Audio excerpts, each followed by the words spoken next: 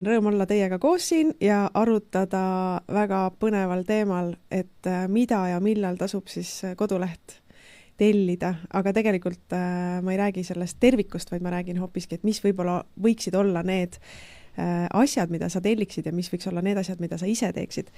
Ja küsimus on siin ka, võib-olla sa märkasid kommentaaris, et kas sul on koduleht juba olemas ja Kaari, kes on meil juba, ma ei tea, mitu kuud õpinädalatel osalenud, ütles, et temal ei ole veel koduleht olemas. Kuidas sinuga lood on? Kas sul on koduleht olemas?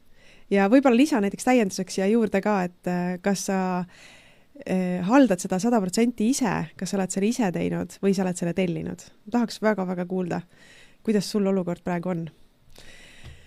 Aga täna räägime siis sellest, et mis on see, mis tasub ise teha ja mis on see, mida tasub tellida. Et ma panen slaidid ette ja hakkame rääkima ja kui tekib mingeid küsimusi, siis anna julgelt siin kommentaaris märku. Ma sätin endal nii, et ma näeksin kõike, mida sa mulle siia kirjutad. Ja vaatame, kus meil see VMX kadus siit. Nii, kohe saame asjad paika.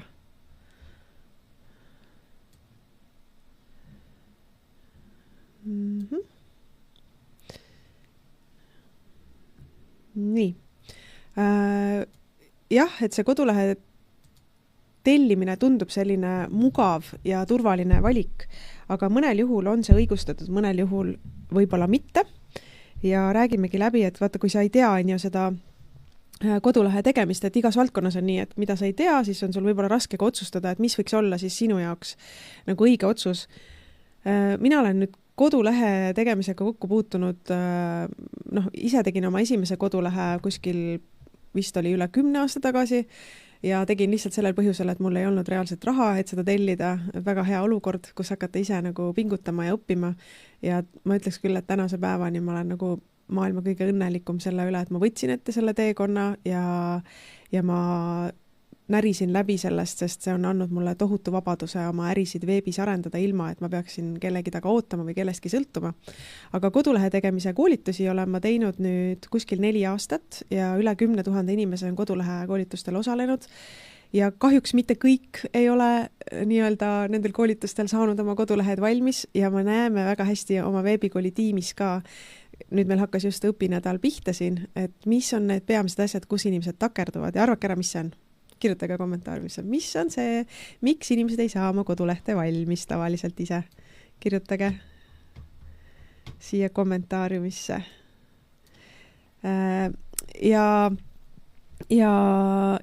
see ongi see, et võib-olla mis nagu aitab aru saada sellest, et kui sa saad aru, kuidas see koduleht toimib, siis tegelikult põhiline ongi see, et sa ei pea seda korraga tegema. Aga jah, minu koolitustel on osalenud siis üle 10 000 inimesi ja oleme näinud neid samu vigu, mida väga paljud siis teevad ja jäävad kinni ja siis ma saan ikka kuskil, ma ei tea, üritustel inimestega kokku, kus iganes tänava peal ja öeldakse mulle, et kuule, näed, ma osalesin 2 aastat tagasi kodulehe koolitusel, aga mu koduleht pole ikka veel valmis. Nüüd küsimus, kas tellida või teha ise, siis väga suured plussid, et vaata, meil on õpetatud ka, et kui sa oled mingi valiku ees, siis on hea paberileht tõmmata selline joon sinna keskele ja vasakule poole kirjuta kõik miinused ja paremale poole kõik plussid, et ma olen toonud siin välja nüüd ka sellise slaidi, kuigi on erandeid ja sellest kohe me räägime ka, aga teha ise annab sulle vabaduse seda veebilehte muuta igal ajal, et sa mõistad oma äri veebis kõige paremini, sina ise oled tegelikult kõige rohkem motiveeritud oma äri arendama. Ma olen ise ka teenuse pakkuja olnud veebilehtide tegijana ja siiamaani on ju inimesed pöörduvad ja tahavad kodulehti saada ja vahepeal võtan ette, vahepeal ei võta, et pigem on koolituste peale läinud rohkem rõhku. Aga ma näen seda, et kui inimesel endal, ettevõtjal endal ei ole selgeks mõeldud, mida ta tahab täpsemalt, siis on väga keeruline seda teenust pakkuda. Ja ausalt, ma südamest võin öelda, et keegi teenuse pakkujana ei ole nii motiveeritud sinu ärist kui sina ise. Kui sa teed endale, siis tõenäoliselt oled sa valmis istuma kas või öösel kella 3 üleval. Andke märku, kes on istunud öösel kella 3 üleval ja teinud kodulehte, sest et sa oled lihtsalt nii motiveeritud ise endale tegema. Ja see see, kui sa kodulehte teed, siis see oskus, mida sa selle jooksul siis õpid, see oskus jääb sulle alles.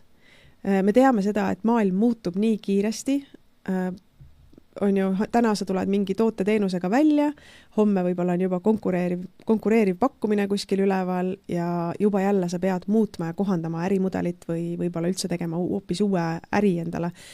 Ja nüüd, kui sul on olemas need oskused, siis see annab sulle selle kiirenduse ja selle võimaluse täielikult nagu ümber muuta asju, ilma et sa peaksid kellegi taga siis ootama jääma.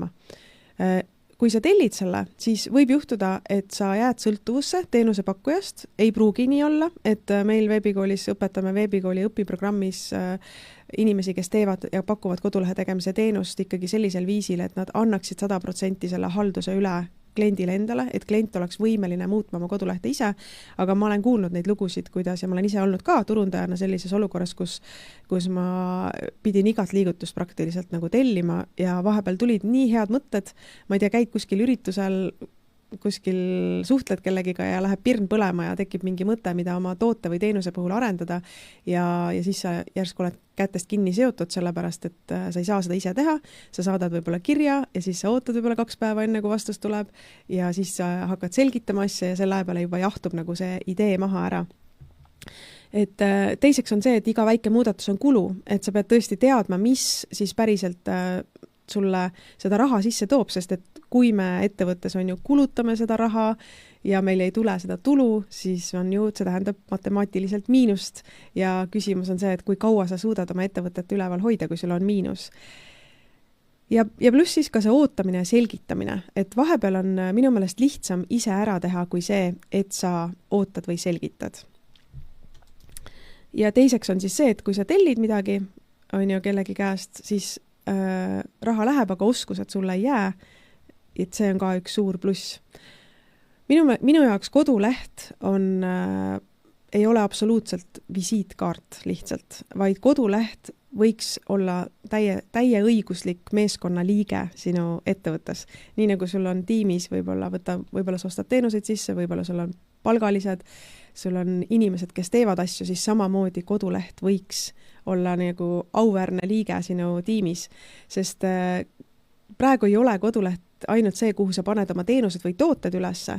Ta saab olla sinu kliendi teenindaja 100%, siis põhimõtteliselt vastata erinevatele küsimustele, mis inimestel tekivad, kui nad sinna veebilehele satuvad. Ta võiks olla sinu parim müügimees sinu ettevõttes, et kui inimesed lähevad sinu kodulehele, siis nad saavad sealt vastuseid, mida nad ootavad ja nad saavad ka pakkumisi, nii et koduleht võiks konverteerida sinu külastajad klientideks ja ta võiks kokkuvõttes olla see rahamasin sinu ettevõttes, mis genereerib tulu isegi siis, kui sa magad. Et see on see kõige magusam ja põnevam asi, et kodulehel, kui sa teed seda turunduslikult hästi, siis ta võib sulle tuua kliente, et hommikul ärkad üles ja vaatad, et jälle mõned tellimused, jälle mõned hinnapäringud, jälle mõned ostud on tehtud veebilehelt. Et see on ju tegelikult kogu selle asja mõte. Ja minu jaoks on absoluutselt suurim väärtus vabadus. Et see on ka põhjus, miks ma hakkasin ettevõtjaks, et mul on vabadus otsustada, kellega ma aega veedan, vabadus mida teha, millal teha ja tegutseda kohe, ilma et ma peaksin ootama ja kellegi järgi. Et kui tekib mingi hea idee, sa paned selle kohe lehele ja saad kohe testida ja katsetada. Ja praegu on siis kodulehe tegemine muutunud aina rohkem inimestele kättesaadavaks, et sa ei pea olema sobrama kuskil koodi rägastikus, luubiga otsima taga mingisuguseid punkte ja komasid, vaid asjad on tehtud nii-öelda visuaalselt, et sa lihtsalt lohistad, tõmbad meetodil ehitada oma kodulehte. Aga räägime natuke sellest, et võib-olla üks müüt, mis on tavaliselt kodulehtede tellimise puhul, mida inimesed arvavad, on see, et nad peavad korraga kõik ära tegema. Ja et kui sa nagu kohe praegu oma visiooni lähima 2 aasta jooksul välja ei mõtle, et siis sul on pärast nagu oled kuidagi seotud. Tegelikult on nii, et kui sa ehitad kodulehte WordPressi platvormile, siis WordPress on piiramatute võimalustega.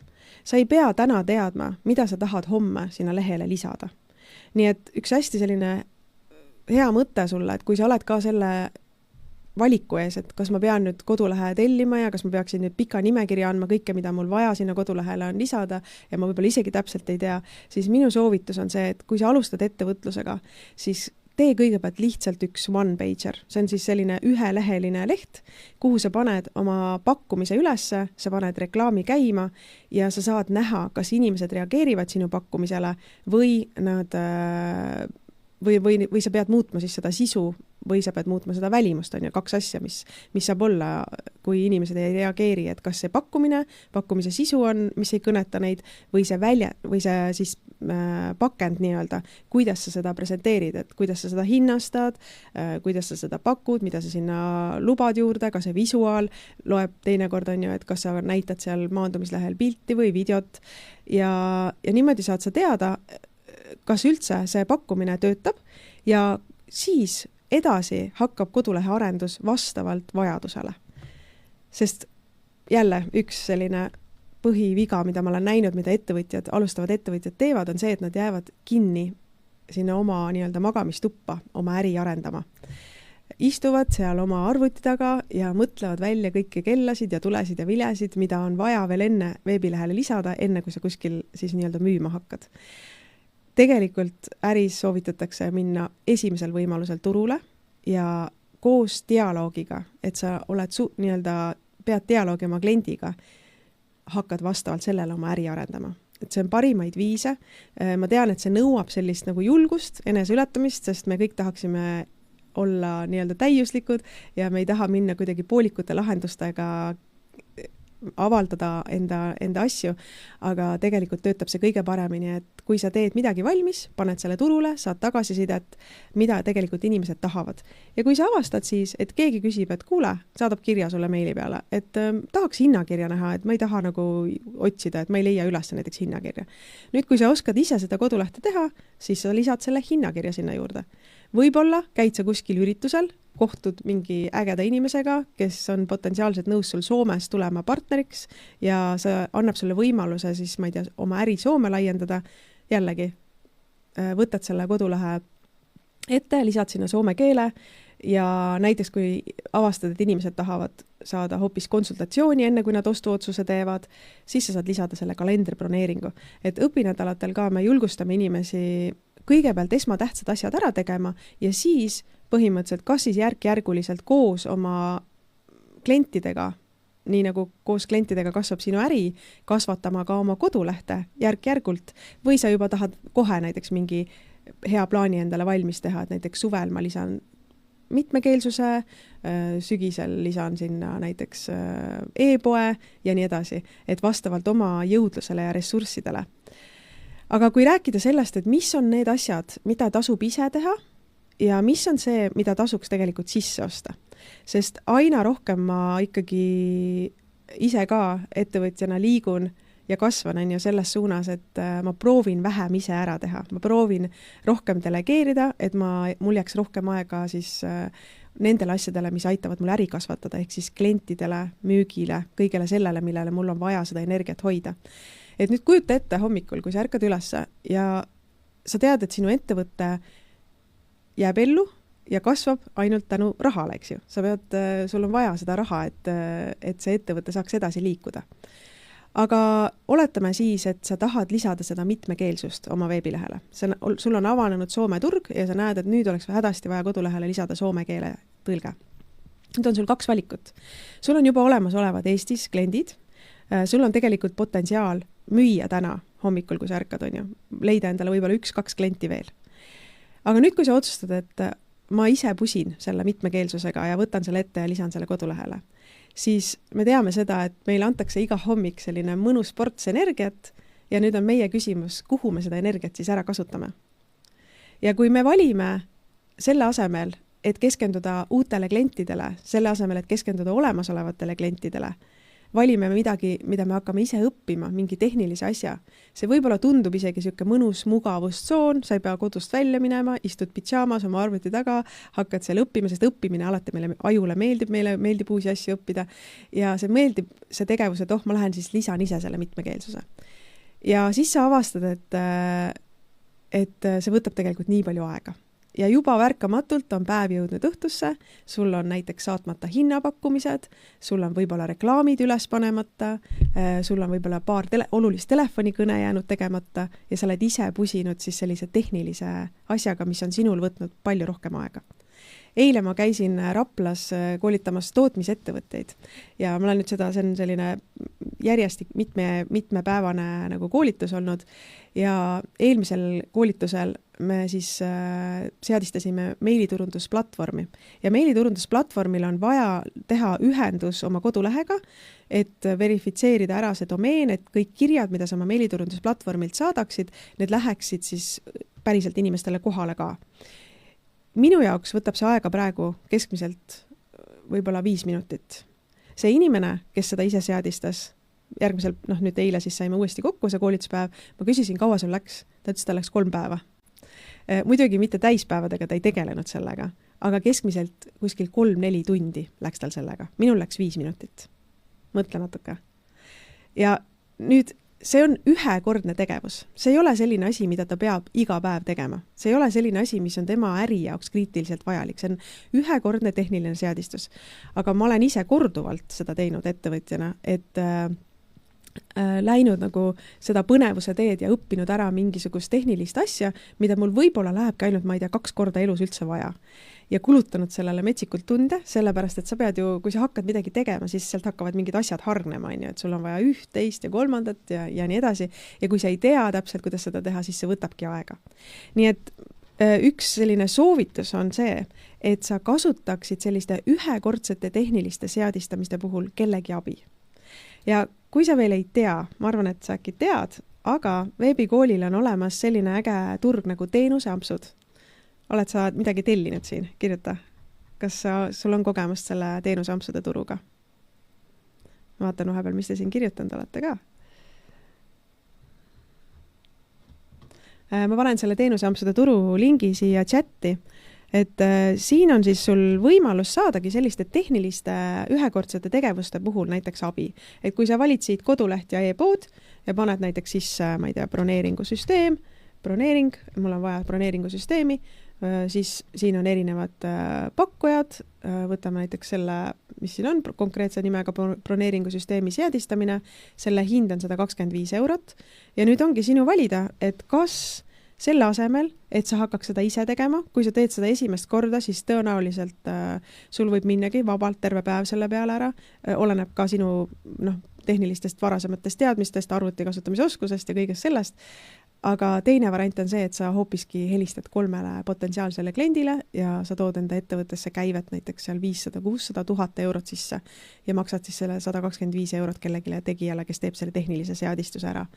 Nii et väga tihti on olukordi, kus sa ei peaks ise tegema. Ja võib-olla hästi lihtsustatult ma ütlekski, sellised ühekordsed tehnilised seadistused ja tegevused võiksid jätta nagu kellegi teise hooleks. Nii et kui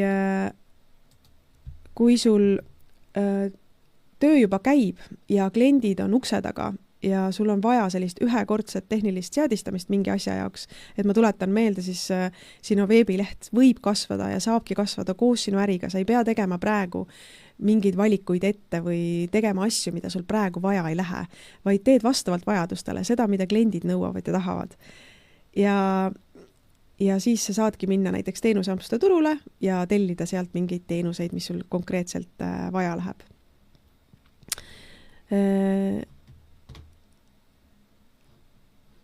Jah, siin panen selle slaidi näitan ka, nii et WordPress kasvab koos sinuga. WordPress on selles mõttes tõesti üks parimaid platvorme, kuhu oma koduleht ehitada, et sul ei teki mitte mingisuguseid piiranguid tulevikus, et võrreldes näiteks võib-olla selliste kinniste platvormidega nagu Wix või Vogue või Shopify, kuigi need on ka väga suured ja võimekad platvormid loomulikult ja seal üldiselt ei tule ka kindlasti piiranguid ette, aga WordPressiga on see, et kui sul on vaja ükskõik mis sinna veebilehele tulevikus lisada, siis see on alati võimalik, et sinu leht saab kasvada koos sinu äriga. Nii, aga kuidas on praegu? Kas saite mingid selliseid häid uusi mõtteid? Kirjutage mulle siia kommentaari. Või mis mõtted praegu tekkisid, kui sa kuulasid, mida ma rääkisin?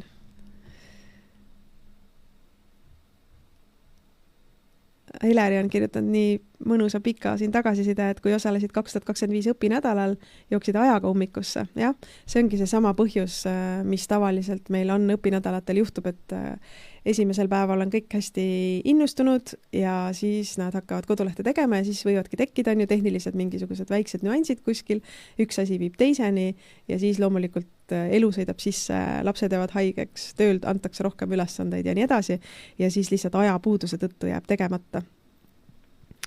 Aga Heler ütleb, et kogu protsess oli sinu jaoks tohutu võit, et said sellega ise hakkama ja edaspidine haldus on käpas. Jah, ma nõustun ja olen täiega seda meelt, et meil on ettevõtjatena vaja seda vabadust, oma ideid kohe realiseerida, sest et mis juhtub, kui me ei tegutse? Mis siis juhtub, kui me viimistleme ja jääme selle ootama? Mis siis juhtub?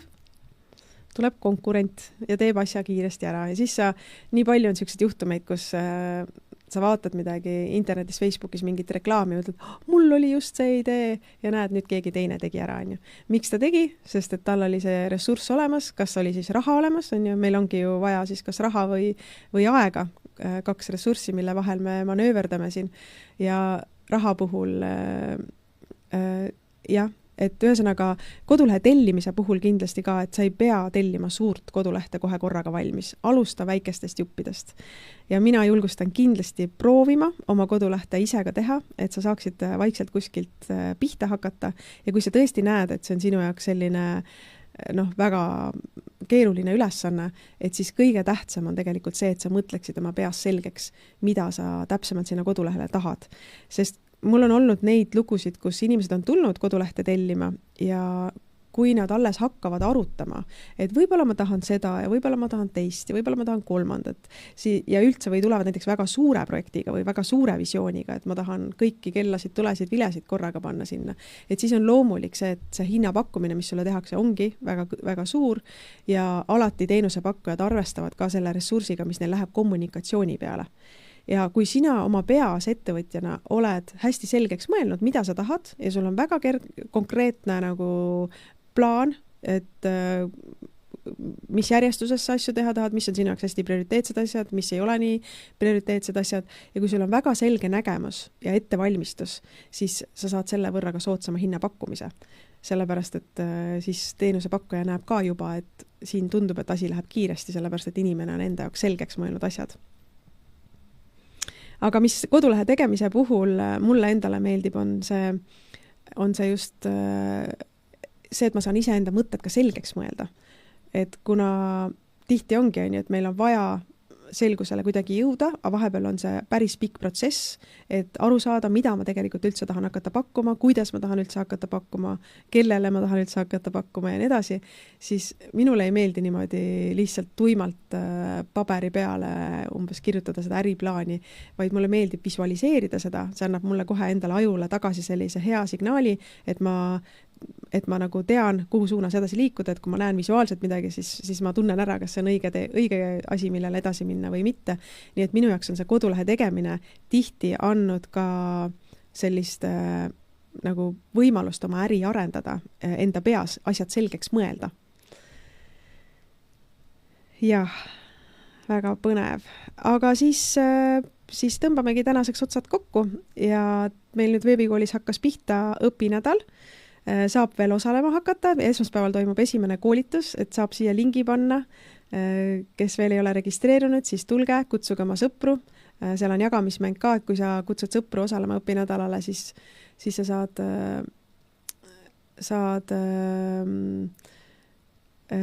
auhindu, mis on hästi praktilised ja toredad, et kindlasti tasub kellegiga koos ka teha, et võib-olla selline hea vastutuspartner endale kõrvale leida, et kui tekib isu käega lüüa või tekib tahtmine, et täna ma vaataks hoopis Netflixi filmi, mitte ei tegele oma kodulehega, et siis on keegi inimene kõrval olemas, kes natukene nügib. Et tulge õpinädalale. Ma soovitan väga, sest et ärge ise pusima jääge. Õpinädalal te saate palju kiiremini need vastused kätte, mida muidu võib-olla te otsiksite ja kulutaksite lihtsalt oma õtetult oma aega. Ja see on tasuta, nii et ootame teid siis kodulehe tegemise õpinädalale. Mõnusat reede jätku kõigile ja kohtume järgmisel reedel jälle uuesti siin veebikooli kanalil.